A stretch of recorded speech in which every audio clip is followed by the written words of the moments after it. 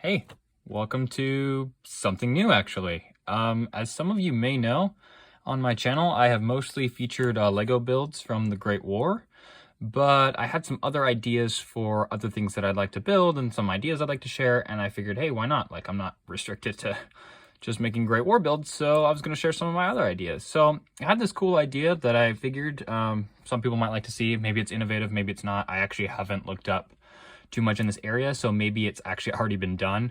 I haven't copied anyone, in case anyone's wondering, which you don't have to believe me, that's fine as well. But I set out, it was quite a while ago, but I set out to make a Lego Centaur. Now, I've mentioned this a couple times before, I don't have tremendously interesting pieces for my collection for the most part. It's fairly rudimentary pieces. I don't have very cutting edge pieces at all. I am actually lucky enough to have a Lego Centaur body. This was a gift from my cousin. That was the actual minifigure that came with this, and here I have a dummy body to show how it actually looks. And this piece is fantastic. I'm not gonna lie, Lego did an exceptional job with this. I like the studs on there for like extra accessories or things.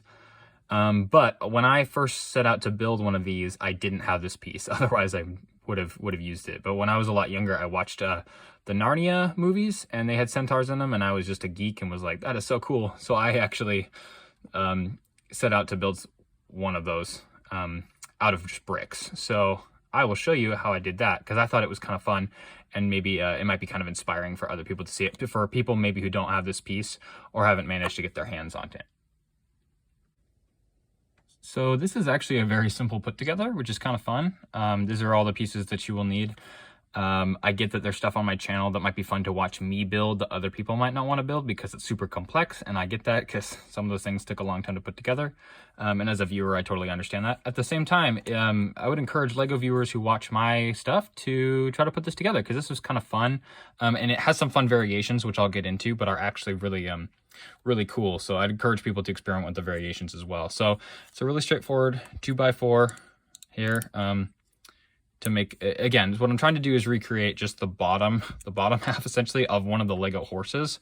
I comparatively measured it more to size, which was kind of fun because the other ones, the other Centaur is actually made smaller because it actually is more relative to the Lego guy's body, the one that Lego made. But the Lego guy proportions are not the same like to a man. Like his hand is super large to his face and his head's super bloated or whatever. So it ends up for some funny things, as I noticed, especially when I'm building other armored vehicles or things. It ends up tricky to put a guy into stuff because he's not actually the right size as a real person would be comparatively. So this is the body. There's a hole in the back for the tail, and I'll get to that. But it's mostly, and you can kind of rearrange these legs in any variations. This is the best variation I found that looks kind of like a walking stance, kind of like how Lego horses look like anyway. I wanted to do one that was like a build of one rearing up. I thought that would be really cool. But it's really straightforward. It's just bricks really. But there were some cool variations and some experiments I did that actually kind of made it a little more flavorful and a little more interesting. So I'll get into those as well, because those are can be pretty exciting. I tried the circular 1x1s, sort of the bead-shaped pieces for the legs. I personally didn't like them, but you can use those as well. I don't think they add the right effect that I would like for that sort of thing. I'm kind of glad that it's classic bricks. I think it looks kind of nerdy and kind of like the sort of original Lego builds, which is cool.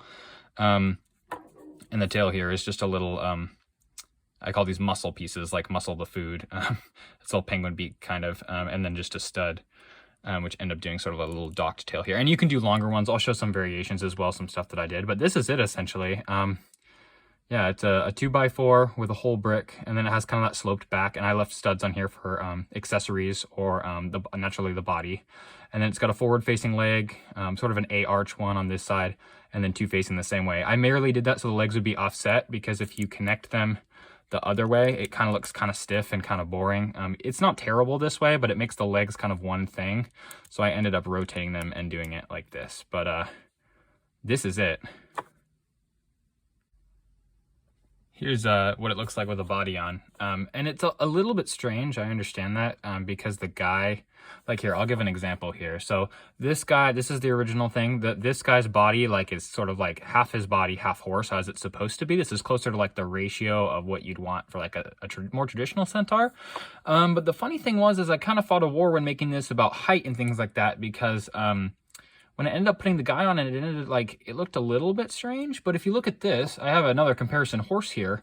The horse body is actually about the same size as a Lego horse. So if you're actually saying, oh, a centaur is a man's body on top of a horse, and you do it comparatively, this is actually not bad. And I was really happy with that. I think that was the reason I kept this design around. I've had this design for a little while, but it actually, in length and in size, looked like a horse. So if you compare these then, this is definitely smaller. And again, I understood why Lego did this. This looks a little bit cleaner.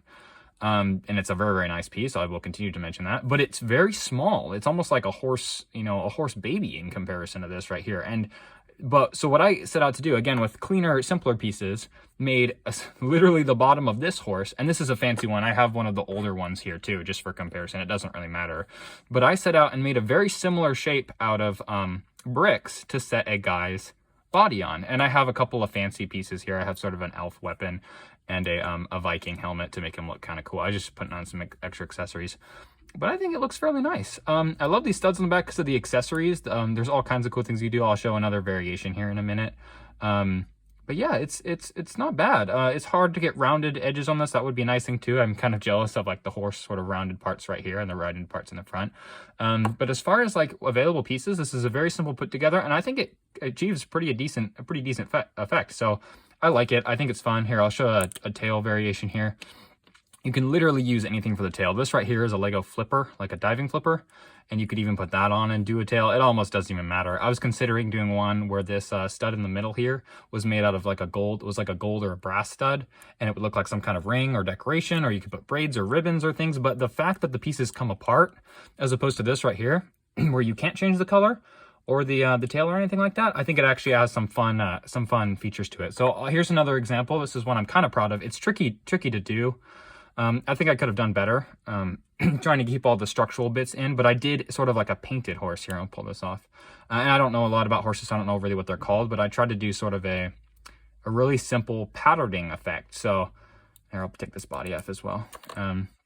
This is the very similar build. It's a different tail. But again, you can really make the tails out of anything. If you'd prefer to have one more like this, that's like sort of like the Chinese one, you could do that. Or if you wanted to have a long one, and you could do them all kinds of colors. I've done these gray, I've done them black, I've done them light gray. You can do them white, you can do them brown. Like any color a horse comes in that is in Lego, you can do in this, which is great. I think this is fun. I considered sort of occupying this brick space with a bunch of tiny like 1x1s that are like 1/3 of a brick. You can do super intricate patterns or stuff, or different splattering, or you could do a gray horse with mud on it or blood or something. I thought that would be really cool. I haven't gotten around to do that, but I considered that would be really fun as well. So this is my second variation. It's just a lady centaur piece that I had kind of put together, and I put a backpack on it because, again, the accessories are really fun, but they're kind of off the wall. But it achieves kind of a nice effect. I think it's cool. I think it's a fun idea. And this isn't, I haven't looked around too much, but this is a thing that I haven't seen a whole lot of around.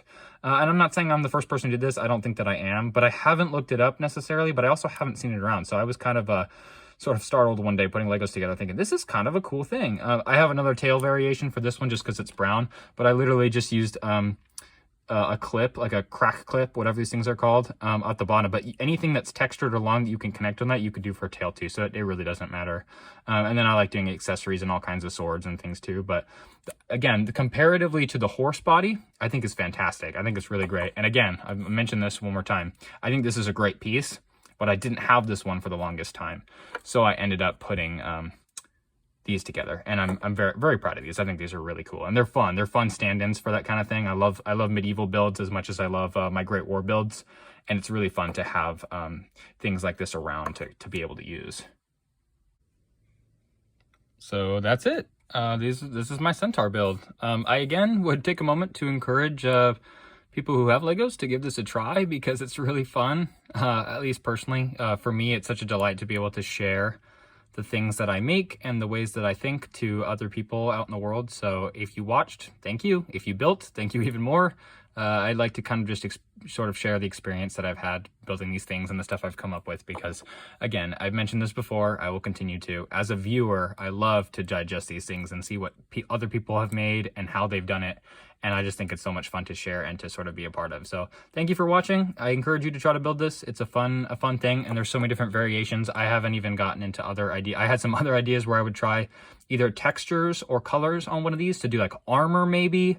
I even had a wacky idea where I would take 2 of these back legs off and do like a satyr, like a goat man, where I would just put the legs on the guy's body, but that was kind of a nightmare because it got kind of strange. But yeah, it's fun. It's a cool thing, and I'm glad that you came along and checked it out. So thanks for watching, thanks for being here, and have a nice day.